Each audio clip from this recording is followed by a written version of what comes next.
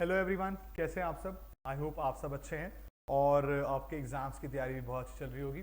मैं आज आपको ग्रुप वन के जो लास्ट 7 डेज का रिवीजन शेड्यूल होने वाला है वो आपको बताने वाला हूँ, और इसमें हम आपकी कैसे हेल्प करने वाले हैं उसके बारे में बात करने वाले हैं। तो बच्चों, ज़्यादा टाइम ना लेते हुए आपके साथ मैं आपके सामने शेड्यूल दिखाऊं सीधा। अब हमारा CA इंटर मई 23 का मास्टर प्लान क्या होने वाला है। आपका एग्जाम जो है वो 3 मई 23 को है, और उसके लिए आपको कितना टाइम देना है अकाउंट्स के पेपर के लिए। लेकिन ये बात पहले समझ लें कि ये प्लान इसके अकॉर्डिंग बनाया गया है कि आप 80 प्लस मार्क्स लाने वाले हैं। हम 80 प्लस मार्क्स के लिए ही मेहनत कर रहे हैं, ताकि हमारे इतने अच्छे मार्क्स आएंगे तभी हमारा ग्रुप वन बहुत अच्छे से निकल जाएगा। अगर आपका पहला पेपर अच्छा हो जाता है तो ग्रुप वन आराम से इजीली निकल जाता है, क्योंकि आपको एक कॉन्फिडेंस मिलता है कि भाई मैंने 80 प्लस स्कोर कर लिया, अब मेरे को आगे जाकर आसानी होगी। क्या सर एक्चुअली में 80 प्लस आ सकते हैं? जरूर आ सकते हैं बेटा। पहले भी बहुत बच्चों के आए और आपके भी आ सकते हैं। बस आप इस स्ट्रैटेजी को माने, फॉलो करें प्रॉपर तरीके से, और जब मैं आपके पास आऊं यूट्यूब के ऊपर, ताकि आप उसको अच्छे से और रिवाइज कर सकें, उस बात को समझिएगा। तो बेटा आपने क्या करना है, अपनी रिवीजन स्टार्ट करनी है वो 26 अप्रैल से करनी है। आज मैं ये वीडियो रिकॉर्ड कर रहा हूँ अराउंड 17 अप्रैल के दिन। यहाँ से करीबन आपके पास 9 दिन है। 8 से 9 दिन के अंदर आपको अपना जो बाकी करना है करते रहिए। लेकिन यहाँ से अब मैं चाहता हूँ कि आप 26 अप्रैल से आप अपना अकाउंट्स का रिवीजन स्टार्ट करेंगे। कौन कौन से चैप्टर आप करेंगे वो भी मैं बता के जा रहा हूँ आपको। हमारी बुक के अकॉर्डिंग आपको कैसे रिवीजन करनी है वो आपके सामने है। तो प्रॉफिट प्रायर टू इनकॉर्पोरेशन जो कि एग्जाम में 5 से 10 मार्क्स का आता है, बोनस से राइट इश्यू है, और रिडम्पशन ऑफ प्रेफरेंशियल कैपिटल है, मैनेजरियल रेम्यूनरेशन है। ये आपका फर्स्ट डे का टारगेट है। इस फर्स्ट डे के टारगेट में आपको खत्म करना है। सर करना कहां से है बेटा? इंपॉर्टेंट क्वेश्चन लिस्ट, ये ध्यान रखिएगा। सिर्फ इंपॉर्टेंट क्वेश्चन लिस्ट जो आपको दी गई है, उस लिस्ट को मैं ऑलरेडी 1 महीने पहले दे चुका था आपको। अब आकर आप उसको प्रॉपर तरीके से यूज करेंगे। जिन बच्चों ने हमसे क्लासेस नहीं भी ली हैं बच्चों, तो आपको सिर्फ क्या करना है, आपको जो उसी लिस्ट के अंदर स्टडी मटेरियल के क्वेश्चंस हैं वो वाला पार्ट करना है, लेकिन करना जरूर है।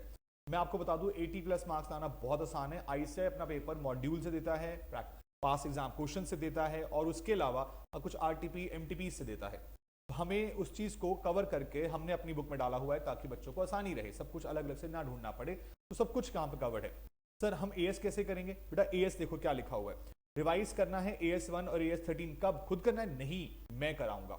मैं आपको शाम को आकर उस दिन 8-9 बजे, हम जो भी टाइम रखेंगे उस शेड्यूल को मैं आपको बताऊंगा। यानी कि 26 तारीख से मैं आपके साथ लाइव जुड़ जाऊंगा और आपको ये वाला पार्ट रिवाइज कराऊंगा। भाई एएस 1 एएस 13 किस तरह से आपके साथ चलते रहेंगे। 26 तारीख का शेड्यूल ये रहेगा। उसके बाद 27 अप्रैल अगले दिन का शेड्यूल क्या है? Investment chapter. क्यों? क्योंकि आपने एएस 13 लास्ट डे रिवाइज कर लिया होगा मेरे साथ। अब आपके पास 27 अप्रैल को आपने इन्वेस्टमेंट, हायर परचेज, ये दोनों निपटाने हैं। 20 मार्क्स में आते हैं। और फिर एएस 3 उस दिन हम रिवाइज करके जाएंगे प्रॉपर तरीके से। एंड देन आफ्टर दैट 28 अप्रैल को cash flow statement, insurance claim. मैंने वो एएस पहले रखा है ताकि अगले दिन आप उसके चैप्टर को अच्छे से रिवाइज कर सकें। रोज का टारगेट यही लेके चल रहा हूँ कि 20 से 25 मार्क्स आप अच्छे से कंप्लीट कर लें, और जितने भी इंपॉर्टेंट क्वेश्चन की लिस्ट में क्वेश्चन है वो सारे कर लें।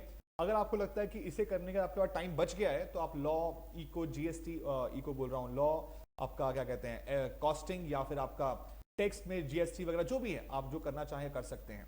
तो थर्ड डे का शेड्यूल में ये रहेगा चैप्टर्स का पार्ट। एएस 16 हम उस दिन रिवाइज कराएंगे आपको। और उसके बाद आपके पास आता है फोर्थ डे, फिर से single entry system, company final accounts 10 से 15 marks, balance sheet plus statement और प्रॉफिट लॉस के क्वेश्चन 10 से 15 मार्क्स। पिछली बार भी 25 मार्क्स में आया है कंपनी फाइनल अकाउंट, तो ध्यान रखिएगा, इंपॉर्टेंट चैप्टर है। और यहाँ पर इस दिन हम शाम को आकर एएस 2 रिवाइज करेंगे आपके साथ में। फिफ्थ डे यानी कि 30 अप्रैल के दिन redemption of debentures, department accounts, 10-10 marks के टॉपिक फिर से हैं। और एएस 10, क्योंकि ये दो टॉपिक छोटे हैं, मैंने इसलिए एएस 10 को रखा है। बड़ा एएस होता है, टाइम लगता है और कंप्लीट करना है, तो इसलिए हमने फिफ्थ डे रखा है। अच्छा सर आप सिर्फ एएस रिवाइज कराओगे? नहीं बेटा, मैं जितने इंपॉर्टेंट क्वेश्चंस हैं वो भी आपको करा के जाऊंगा, ताकि आपको एएस को लेकर टेंशन ना रहे। जब से मैंने ये एएस वाली सीरीज एग्जाम से पहले शुरू की है, मैं लिटरली बहुत चेंजेस देख रहा हूँ। बच्चे बहुत अच्छा स्कोर करके आते हैं एएस के अंदर, लेकिन कई बार गलतियां ये होती हैं, जो ये बाकी चैप्टर्स है ना वो ढीला छोड़ देते हैं। मैं आप सबसे रिक्वेस्ट करूंगा, मैं आपको बोल रहा हूं, प्लीज प्लीज प्लीज इन दिनों में बिल्कुल भी ओरल रिवीजन नहीं करनी है। जितना हो सके रिटर्न रिवीजन करनी है।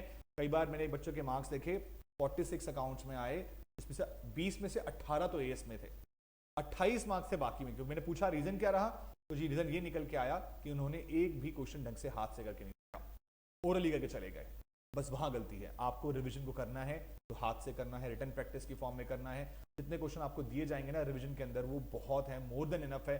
आपको कुछ एक्स्ट्रा करने की जरूरत नहीं पड़ेगी, ना स्टडी मैट ना कुछ अलग से कुछ। हमारी बुक में सब कुछ कवर्ड है। उसके बाद 6 डे 1 मई 2023, जिसमें आपने क्या करना है, ब्रांच अकाउंटिंग करनी है, 5 से 15 मार्क्स।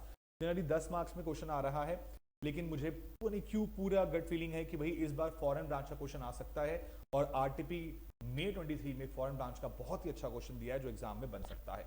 और उसके बाद रिवाइज हम AS 11 भी करेंगे उस दिन, जिससे आपका ये वाला पार्ट कंप्लीट हो जाएगा।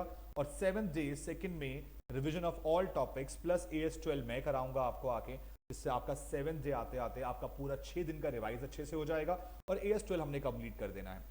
तो शेड्यूल वाइज अगर मैं चलूँ प्रॉपर तरीके से, तो एग्जाम डे तक आते आते आप सब कुछ खत्म कर चुके होगे और एक बार रिवाइज भी कर चुके होगे। और 3rd में जिस दिन आपका एग्जाम होगा उस दिन मॉर्निंग में आपने अपना ऑल AS का रिवीजन डालना है, और साथ साथ जो फ्रेमवर्क की थ्योरी है थोड़ी बहुत, वो वाला पार्ट कंप्लीट करना है। तो अगर आपने इस पैटर्न को फॉलो किया तो 7 दिन के अंदर आपका बहुत अच्छे से अकाउंट्स रिवाइज हो जाएगा। 7 दिन काफ़ी होते हैं, अगर आप चाहें तो इसमें बीच में लॉ या GST वाला पार्ट जो भी आपको लगे कि आपको रिवाइज करना चाहिए ताकि थोड़ा आसानी हो जाए आपको, आप उठा सकते हैं, मुझे इससे कोई दिक्कत नहीं है। लेकिन जो इंपॉर्टेंट क्वेश्चन लिस्ट है वो सारी करनी है। मुश्किल से मिलाकर इंपॉर्टेंट क्वेश्चन लिस्ट में 200 प्लस क्वेश्चन हैं। उन 200 प्लस क्वेश्चन को हम 7 दिन में डिवाइड करें तो रोज के 25 से 30 क्वेश्चन का एवरेज निकलता है। वो आपने कर लिया तो समझ लीजिए आपके 80 प्लस मार्क्स कहीं नहीं गए। बस यही बात ध्यान रखनी है कि वो रिटर्न फॉर्म में होना चाहिए। पिछली बार बहुत बच्चों के अच्छे मार्क्स आए थे, कुछ बच्चों के खराब भी आए थे, लेकिन खराब का रीजन जब मैंने जाना तो कमी एक ही निकली कि हमने रिटर्न अपनी प्रैक्टिस नहीं करी। एक चीज आप और कर सकते हैं, इस दिन ना 2 मई के दिन आप जो हमारे टेस्ट सीरीज वाला पार्ट है उसे भी दे सकते हैं। हमारे टेलीग्राम पे ऑलरेडी चैप्टर वाइज टेस्ट और mock test papers already available हैं। 3 मॉक टेस्ट पेपर अवेलेबल हैं, जहां से आकर आप उसको अटेम्प्ट कर सकते हैं। जो गलती एग्जाम में होने वाली है वो एग्जाम से 2 दिन पहले आप पेपर में यहाँ कर लेंगे ना तो बहुत बेटर रहेगा, क्योंकि उसके बाद आप एग्जाम में गलती नहीं करेंगे। तो आपको ये बात जरूर समझनी है कि written practice with mock test paper practice आपका पेपर बहुत बेस्ट हो जाएगा। ठीक है बच्चों, तो आपने ये कंप्लीट करना है। और अब आने वाले दिनों में प्लीज साथ साथ जुड़े रहिएगा, क्योंकि आने वाले दिनों में मैं आपके लिए बहुत कुछ लेके आने वाला हूं, जिससे आपका रिवीजन पैटर्न बहुत अच्छा होने वाला है। ठीक है, तो टच में रहिए। ऑल द वेरी बेस्ट, जय माता दी, आप सबका पेपर बहुत अच्छा हो। लेकिन इन दिनों में प्लीज टाइम वेस्ट मत कीजिए। इस लास्ट सीजन को स्टार्ट करने से पहले आपने जितना हो सकता है अपने बाकी सब्जेक्ट्स का पार्ट कंप्लीट करना है। मुझे लगता है कि इस वक्त आपको कॉस्टिंग या टैक्स पढ़ना चाहिए, और अगले 5 दिन जो उसके बाद बाद में आने वाले हैं, 26 से पहले वाले जो 5 दिन आने वाले हैं उसमें आपको लॉ पढ़ना चाहिए, तो आपका बहुत बेस्ट होने वाला है। और इन केस अगर आप बोथ ग्रुप्स वाले हैं तो टाइम थोड़ा सा कम करना पड़ेगा आपको बाकी सब्जेक्ट से, और उसके अकॉर्डिंग अपने ग्रुप 2 के लिए भी टाइम निकालना पड़ेगा, क्योंकि आपको एडवांस अकाउंट्स, FME को, ये सब सब्जेक्ट्स के बारे में बात करनी। तो इसीलिए प्लीज लगे रहिए, बिल्कुल भी टाइम वेस्ट मत कीजिए, और बहुत अच्छे से भी तैयारी करते रहिए। ऑल द वेरी बेस्ट बच्चों, जय माता दी।